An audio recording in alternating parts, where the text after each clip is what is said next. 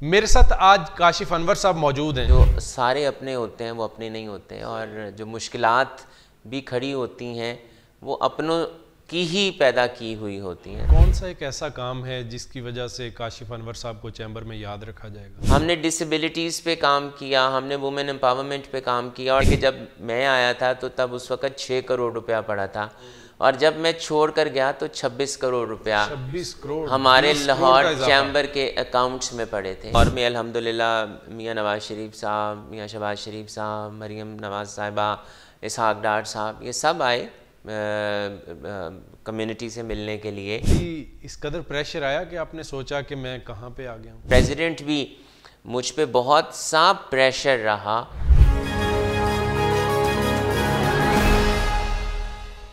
अस्सलाम वालेकुम, मेरा नाम मियाँ इम्तियाज़ है। आप देख रहे हैं पाकिस्तान खबर डिजिटल। मेरे साथ आज काशिफ अनवर साहब मौजूद हैं, जो लाहौर चैम्बर ऑफ कॉमर्स के सदर रहे हैं और मारूफ कारोबारी शख्सियत हैं, और मुख्तलिफ मौज़ूआत के ऊपर बड़ी खुल के गुफ्तगू करते हैं। आज इनकी ज़ाती ज़िंदगी के ऊपर भी बात करेंगे और इनके कारोबार पे और कुछ सियासी गुफ्तगू होगी। सर, बहुत शुक्रिया आपका, आपने वक्त दिया। बताइए, ज़िंदगी कैसी गुजर रही है? अल्हम्दुलिल्लाह, जैसे कि पाकिस्तानी हैं, मुसलमान हैं, तो अल्लाह ताला पे ईमान है, यकीन है, और उस यकीन के साथ कि जो वक्त गुज़रा वो भी अच्छा था और आने वाला वक्त भी इंशाअल्लाह अच्छा गुजरेगा और पाकिस्तान के हालात भी और बेहतर होंगे। सर बताइए, ज़िंदगी का आगाज़ कैसे हुआ और कब लगा कि आप काशिफ अनवर बन जाएंगे जो अब आप मौजूद हैं? देखिए, अल्लाह ताला की बहुत करम नवाजी है। आप रोज़ सीखते हैं, आप रोज़ ऐसे मामलात में से गुज़रते हैं कि अल्लाह ताला आपके लिए असबाब पैदा करता है, और आप मार खा कर ही आगे बेहतर होते हैं। जिस तरह के सोना जब तक भट्टी में नहीं उसको पिघलता तब तक वो कुंदन नहीं बनता। कौन कौन सी भट्टी से गुजरे? देखें, बहुत से इम्तिहानों से गुजरना पड़ा। जहाँ तक आप इस बात का अगर बात करें कि मेरा सियासी आगाज़ कब हुआ ज़िंदगी का, तो 2012 में हुआ, जब मैं लाहौर चैम्बर का पहली दफ़ा एग्जीक्यूटिव कमेटी मेंबर बना। तब ही से सियासत, प्रॉपर सियासत को ज्वाइन किया। फिर उसके बाद 2014 में मैं लाहौर चैम्बर का नायब सदर बन गया। उस दौरान भी बहुत सी मुश्किलात से गुज़रना पड़ा। जब मैं नायब सदर था तब भी ऐसे मामलात हुए कि ज़िंदगी ने बहुत कुछ सिखाया। ये वहाँ पर इस बात की तफरीक भी आई कि जो सारे अपने होते हैं वो अपने नहीं होते, और जो मुश्किलात भी खड़ी होती हैं वो अपनों की ही पैदा की हुई होती हैं। तो लेकिन अल्लाह ताला की बहुत करम नवाजी रही कि मामला चलते रहे, और अब फिर 2022 से 2024 में लाहौर चैम्बर का सदर अल्लाह ताला ने बनाया। ऐसे हालात पैदा हुए कि मेरी पार्टी के लोगों ने और मेरी पार्टी के फॉर्मर प्रेसिडेंट्स ने कहा कि हम चाहते हैं कि काशिफ अनवर लाहौर चैम्बर का सदर बने। लेकिन फिर अल्लाह ताला का बहुत करम है, और मैंने पूरी कोशिश की कि मैं जितनी देर भी लाहौर चैम्बर का सदर रहूँ, मैं पूरी ईमानदारी और दयानतदारी के साथ। इसके ऊपर हम बात करेंगे। पहले हमारे देखने वालों को बताइए कि आप लाहौर से हैं, तालीम कहाँ से हासिल की, कहाँ कहाँ स्कूलिंग हुई, कैसे? मेरा ताल्लुक़ जी बिल्कुल लाहौर से है। मेरी पैदाइश भी लाहौर में हुई। मेरी schooling crescent model higher secondary school की है। उसके बाद मैं गवर्नमेंट कॉलेज में चला गया। उसके बाद पाक एम्स में मैंने अपनी मास्टर्स किया, और उसके बाद फिर अपने कारोबार को ज्वाइन किया। कारोबार कौन सा है? कारोबार मेरे वालिद साहब का है जी। हमारा फैमिली बिजनेस है, हमारी मैन्युफैक्चरिंग है, हम इंजीनियरिंग सेक्टर से हमारा ताल्लुक़ है, और हम फास्टनर्स बनाते हैं, जिसको आप आसान ज़ुबान में अगर कहें तो कील और पेच और काबले वगैरह। इसको ये एक कारोबार है या इसके अलावा भी? बस एक ही है जी, अल्हम्दुलिल्लाह। फैमिली का एक ही कारोबार चल रहा है? उसके साथ साथ साइड बिजनेसेस आप अल्टीमेटली आप करते रहते हैं। सैटेलाइट बिजनेस है हमारा, हार्डवेयर से रिलेटेड भी है, जिसमें चिपबोर्ड, प्लाईवुड, उसका काम भी है। सही। तो फिर आप चैम्बर में आ गए? फिर उसके बाद जी अल्टीमेटली जब आप चैम्बर में आता ही वो शख्स है जो कारोबार जिसका कारोबार होता है। जिसका कारोबार नहीं होता वो चैम्बर में नहीं आता। तो अल्टीमेटली चूँकि मैं अब टैक्स पे नज़र ज़रा रहती है क्योंकि जब तक आपको टैक्स का नहीं पता होगा तब तक आप कारोबार को नहीं चला सकते। तो इस वजह से फिर मैं चैम्बर में भी मेरी इन्वॉल्वमेंट रही, मुख्तलिफ़ कमेटियों में, टैक्स की कमेटी और दूसरी जो इससे रिलेटेड कमेटियाँ हैं, ताकि मैं जो मुझे पता है वो मेरे मेंबर्स को भी पता होना चाहिए और उनके लिए भी आसानियाँ हों। 2014 में आप नायब सदर हुए, 2022 में आप प्रेसिडेंट हो गए लाहौर चैम्बर के।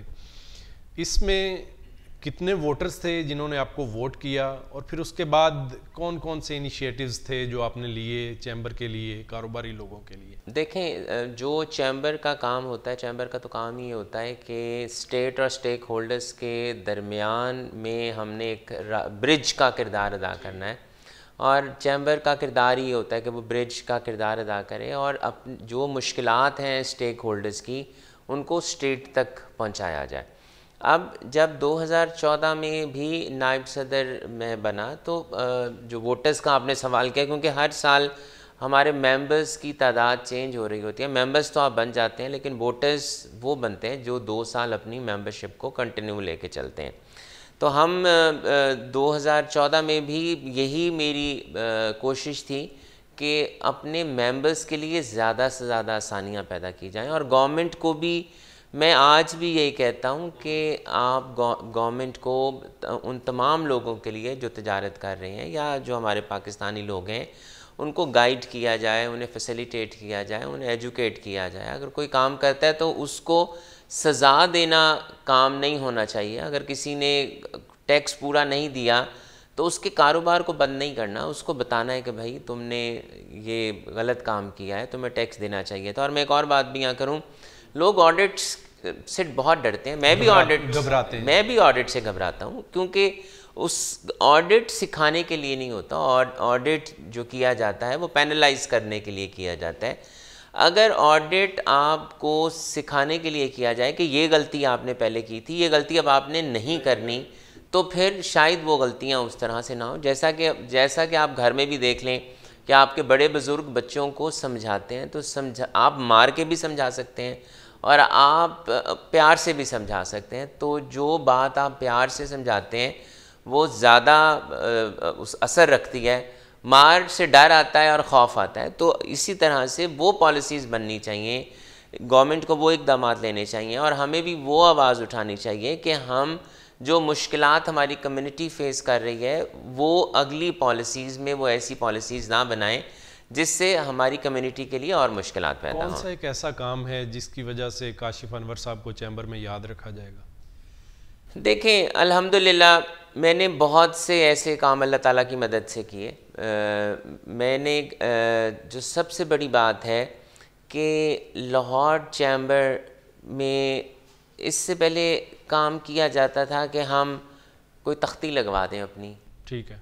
मैंने शायद इस तरह से नहीं किया कि मैं सिर्फ़ अपनी तख्ती लगवा दूं।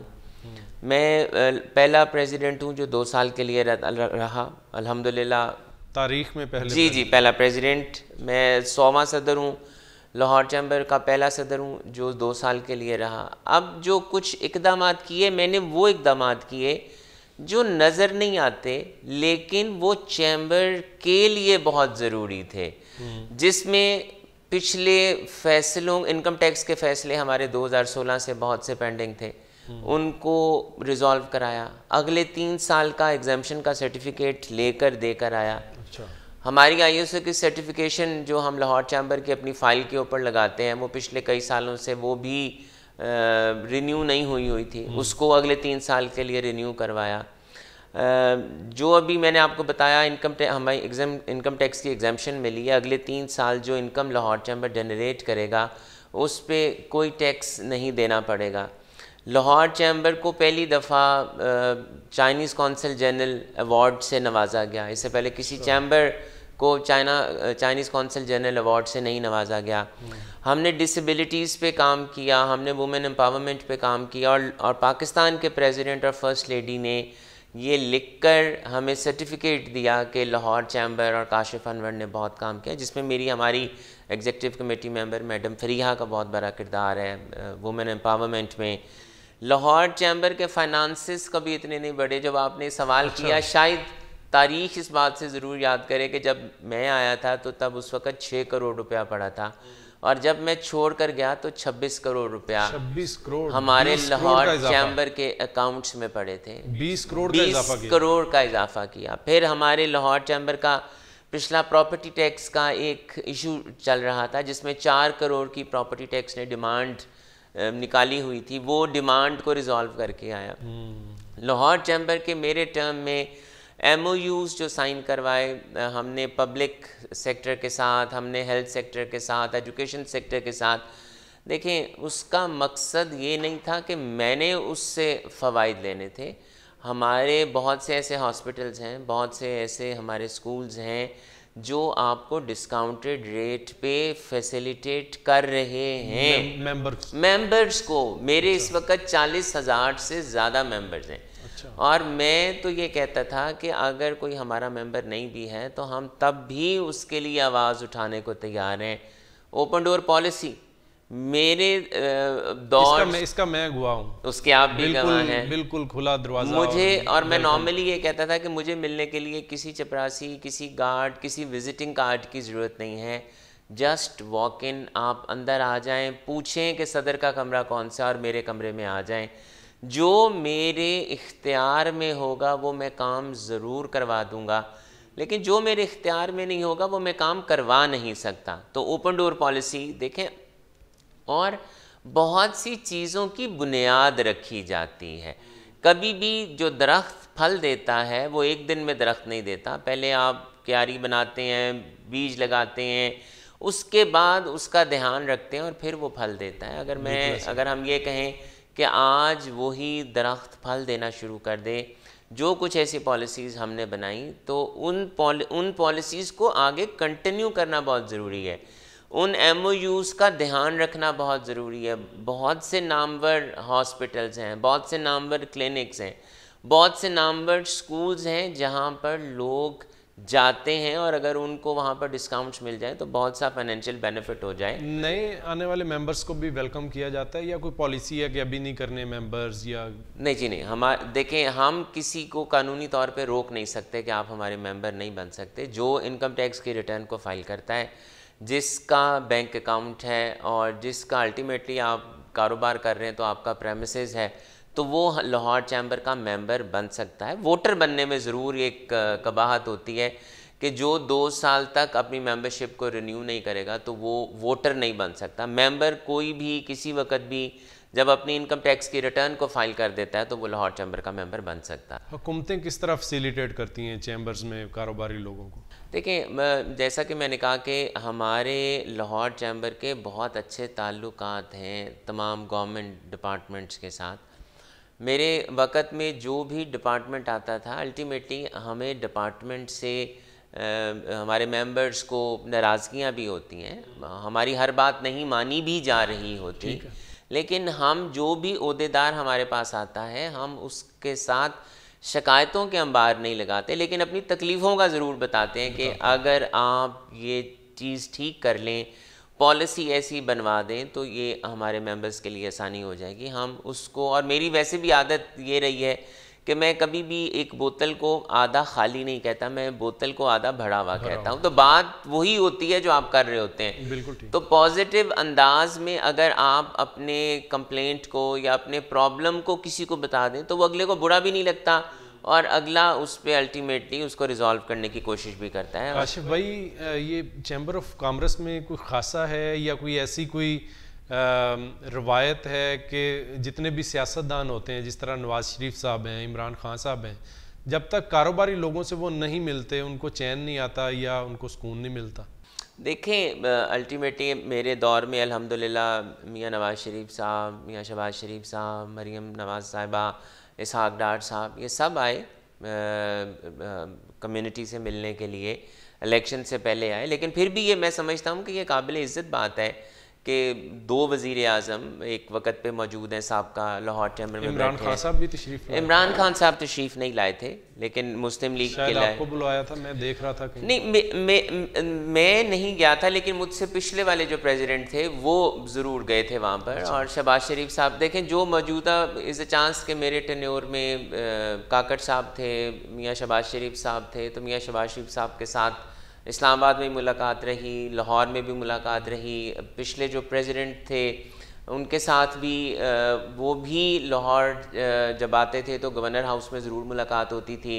हमने प्रेसिडेंट हाउस में अलवी साहब के टेन्योर में बहुत से ऐसे इवेंट्स किए जिसमें ख़वातीन के लिए हमने बहुत सा काम किया। तो अब जो ये लोग आते हैं वो देखें, अल्टीमेटली पॉलिसीज़ तो कम्युनिटी के लिए बननी है, और कम्युनिटी भी ट्रेड कम्युनिटी के लिए। जो भी आपकी पॉलिसीज़ बन रही हैं, और टैक्स कहाँ से इकट्ठा होना है, तो जब तक आप लोगों से नहीं मिलेंगे, वो पॉलिसीज़ नहीं देंगे, तो आपको वोट भी नहीं पड़ेंगे। मियां नवाज शरीफ साहब इलेक्शन से पहले आए थे, तो क्या वो कोई इलेक्शन कैंपेन के लिए आते हैं कि कारोबारी लोग अपने अपने हलकों में, अपने अपने इलाकों में जाएं, वहाँ पे हमारी कैंपेन करें? ये देखें, ऐसी कोई बात नहीं है। मियां नवाज शरीफ साहब और मियां शहबाज शरीफ साहब जब आए तो वो उन्होंने शायद उनकी कैंपेन का ही हिस्सा, अल्टीमेटली कैंपेन का ही हिस्सा था कि उन्होंने चैम्बर्स को विज़िट करना है, और महल है उन्होंने शायद 1 या 2 चैम्बर्स को विज़िट किया था। तो वो हम ही से पूछ रहे थे कि पॉलिसीज़ कैसी होनी चाहिए, आपको इस वक्त मुश्किलात क्या हैं, किस तरह से हम ये ठीक कर सकते हैं। तो उन दिनों तो हालात बहुत ख़राब थे, इंटरेस्ट रेट। इसका मतलब है उनको अंदाज़ा था कि वो हुक्मरान जमात बनने वाले हैं? देखें, अंदाज़ा था या नहीं था ये तो अल्लाह ही जानता है, लेकिन इससे तो मैं नहीं झुटला सकता इस हकीकत को कि वो हमारे पास नहीं आए। बिल्कुल आए, हमने उन्हें बताया, और वक्त के साथ साथ अब मसाइल हल होना शुरू हो रहे हैं।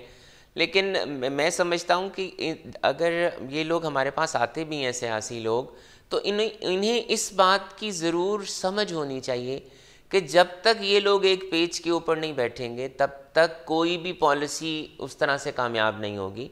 So it is very important कि ये तमाम पॉलिटिकल पार्टीज़ एक पेज के ऊपर बैठें, चार्टर ऑफ इकॉनमी बनाएं, अगली दुनिया को ये मैसेज ज़रूर दें कि हम यहाँ पर इकट्ठे हैं, जिस तरह बाकी ममालिक में होता है कि किसी भी गवर्नमेंट के आने या किसी भी पार्टी के आने या जाने से आपके मुल्क की पॉलिसीज़ को फ़र्क नहीं पड़ता। पॉलिसीज़ उसी तरह से चलती हैं, short term, medium term, long term. तो हमारे यहाँ तो ये होता है कि आपकी हुकूमत जाती है और आपकी पॉलिसी चेंज हो जाती है, अगली सरकार आके शुरू से शुरू कर देती है। यही वजह है हमारी नाकामी की कि हम इस तरह से नहीं चल पाते हैं। तो अगर ये सबसे पहले अगर ये पॉलिटिकल पार्टीज़ एक पेज के ऊपर बैठें, तो मैं समझता हूँ कि हमारे कारोबार में और इंटरनेशनल कम्युनिटी को जो हमने मैसेज देना है कि आप इस मुल्क के अंदर आके इन्वेस्टमेंट करें, तो बहुत सी आसानी हो सकती है। काशिफ भाई, आपके दौरे हुकूमत में ही कहूँगा, कभी इस कदर प्रेशर आया कि आपने सोचा कि मैं कहाँ पे आ गया हूँ? देखें, अंदरूनी सियासत और अंदरूनी पार्टियाँ ज़रूर प्रेशर्स डाल रही होती हैं। बहुत सा मेरे एज अ प्रेसिडेंट भी मुझ पे बहुत सा प्रेशर रहा, बहुत सा प्रेशर डाला गया, लेकिन अल्हम्दुलिल्लाह अल्लाह ताला की बहुत करम नवाजी रही कि मैं ये कहता हूँ, और मैं आज भी ये कहता हूँ कि 2 + 2 = 4। सही। 2 + 2 4 होता है, ना 3.25 होता है, ना 4.25 होता है। और मैं अल्लाह ताला से भी यही कहता हूँ कि या अल्लाह मियाँ, अगर मैं हक सच पे खड़ा हूँ तो मेरी मदद फरमा। और मैं तो फिर ये कहता हूँ कि मेरे लिए मदद आ जाती है। दिल बर्दाश्ता नहीं होते अगर अल्लाह पे, और मैं फिर इस बात को कहूँ कि हम शायद उस पर तवक्कल पूरा नहीं करते। अगर उस पर तवक्कल करें ना जी, तो वो आपके लिए आसानियाँ पैदा करता है, और मुश्किलात आती हैं, मुश्किल के बाद ही आसानी आती है। तो मुश्किलात आई, अल्हम्दुलिल्लाह बहुत सी मुश्किलात आई, और लेकिन फिर उसने कामयाबी भी अता की। तो आज मैं अल्हम्दुलिल्लाह आपके पास यहाँ बैठा हूँ, सर फखर से करके बैठा हूँ। कोई थ्रेट्स होते हैं या क्या होता है? नहीं जी, नहीं, थ्रेट्स नहीं होते। थ्रेट्स हमें किसने देने हैं, लेकिन आपकी पॉलिटिकल अंदर अलाइंसेस, पॉलिटिकल पार्टीज़, फिर आपके एग्जीक्यूटिव कमेटी मेंबर्स, आपके सीनियर्स, तो देखें हम तो उसी, जो हमारा ग्रुप है, हमने तो उसी ग्रुप के अंदर रह के काम करना होता है। तो वो लेकिन अल्हम्दुलिल्लाह मैं समझता हूँ कि बहुत सी मुश्किलात नहीं। अगर हमारा आपका एक ऑफिस बेरर, आपसा जूनियर ऑफिस बेरर ये कह के जी मैं आपकी हर डाक को चेक करूँगा, मैं आप जितनी डाक निकालेंगे मैं वो भी चेक करूँगा, जितनी डाक आपके नाम से आएगी मैं वो भी चेक करूँगा, तो शायद ये कोई मुनासिब सी बात नहीं है, लेकिन मैंने फिर भी कहा ठीक है आप कर लें। भाई मेरा कौन सा वो ज़ाती चैम्बर है, मैंने कहा आप कर लें, मुझे क्या फ़र्क पड़ता है।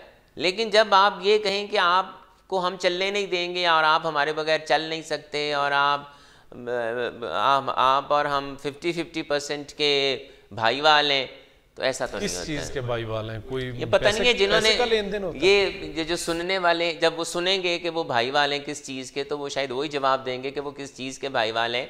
मैं तो ये बताऊंगा कि जब मुझे चाइनीज़ कौंसिल जनरल से अवार्ड मिला और उसके साथ 4 लाख रुपया भी मिला, तो वह वर्कर्स वेलफेयर में जमा कराया था। अच्छा। मैं वहाँ से वो पैसा नहीं लेकर आया था।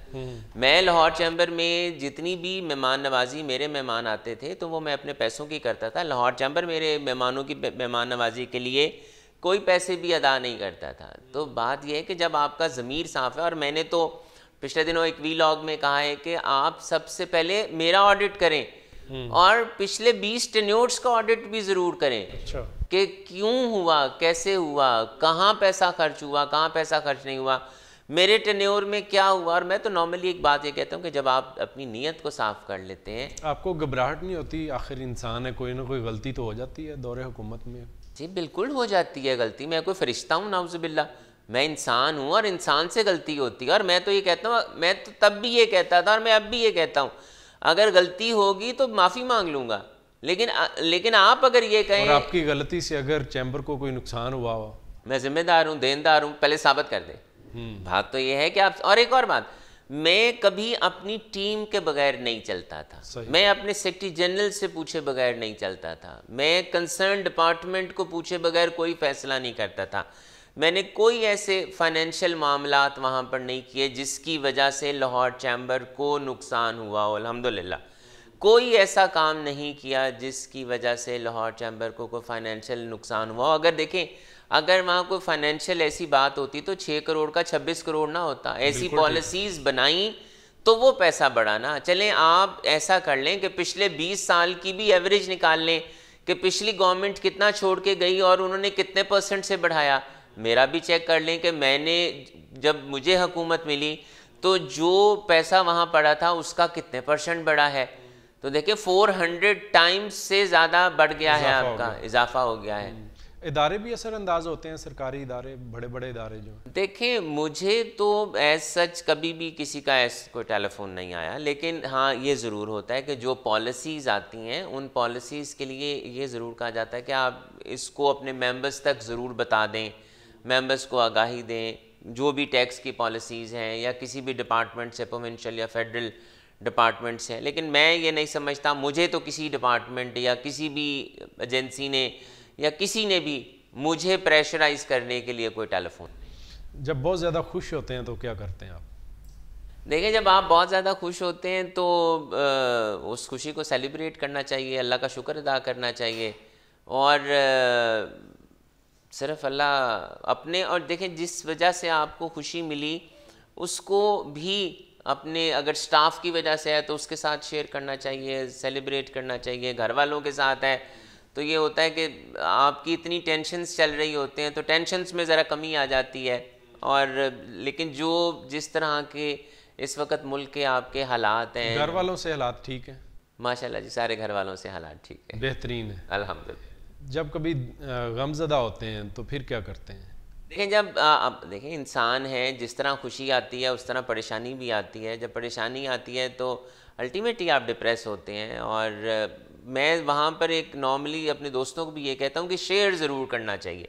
जो आपकी परेशानी है, जब तक आप उसको शेयर नहीं करेंगे तब तक आप उसका सल्यूशन नहीं निकाल सकते। तो डू शेयर इट। बेगम से करें, भाई से करें, दोस्त से करें, अपने किसी कलीग से करें, एम्प्लॉई से करेंगे तो उसका हल निकलेगा। अगर आप उसको नहीं करेंगे शेयर तो उसका हल भी नहीं निकलेगा। सर बहुत शुक्रिया। प्रोग्राम के आखिर में कुछ पैगाम कोई कारोबारी लोगों के लिए, कोई हुक्मरानों के लिए कि कैसे मुल्क की सूरत हाल बेहतर हो सकती? देखें, इट इज़ वेरी इंपॉर्टेंट। सबसे पहले तो अकाउंटेबिलिटी आप हमारी करें। अकाउंटेबिलिटी, जैसा कि मैंने कहा कि मैं लाहौर चैम्बर का सदर हूँ, लाहौर चैम्बर का सदर था, तो सबसे पहले मेरी अकाउंटेबिलिटी करें। जब आप अपनी अकाउंटेबिलिटी कराते हैं तो वो ट्रिकल डाउन इफ़ेक्ट होता है। दूसरा आवाम के लिए कि जिस तरह से इंटीग्रेशन डिपार्टमेंट्स की हो रही है, टैक्सेशन और टैक्स नेट में आना बहुत ज़रूरी है। ठीक है, हुकूमत से भी ये रिक्वेस्ट है कि जो लोग रजिस्टर्ड हैं, जो लोग टैक्स नेट के अंदर हैं, उनके लिए आसानियाँ पैदा करें। लोग टैक्स नेट के अंदर आकर शुक्र अदा करें, लोग टैक्स नेट के अंदर आकर अपने आप को प्रिविलेज्ड महसूस करें जो लोग टैक्स नेट के अंदर नहीं हैं, और जो टैक्स नेट के अंदर नहीं हैं उनको भी कन्विंस करें कि टैक्स नेट के अंदर आएँ। पॉलिसीज़ गवर्नमेंट को ऐसी बनानी चाहिए जो कि शॉर्ट और लॉन्ग टर्म हो। कम से कम एक पॉलिसी को 5 साल तक चलना चाहिए।